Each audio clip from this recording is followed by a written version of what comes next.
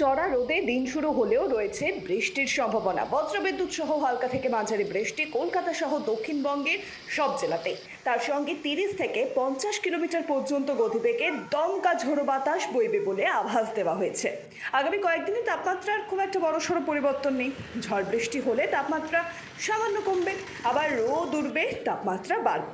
কলকাতার সকালে পরিষ্কার আকাশ, বেলায় আংশিক মেঘলা আকাশ হতে পারে। বাতাসে জলীয় বাষ্প বেশি থাকায় রোদের জন্য অস্বস্তি বাড়বে। গতকাল দিনের সর্বোচ্চ তাপমাত্রা ছিল 34.7 ডিগ্রি। দক্ষিণবঙ্গের মতো উত্তরবঙ্গেও ঝড় বৃষ্টির সম্ভাবনা রয়েছে চলতি সপ্তাহ জুড়ে। দার্জিলিং থেকে মালদা সব জেলার কিছু অংশে বজ্রবিদ্যুৎ সহ হালকা মাঝারি বৃষ্টি, সঙ্গে 30 থেকে 40 কিলোমিটার গতিবেগে দমকা ঝোড়ো বাতাস বইবে।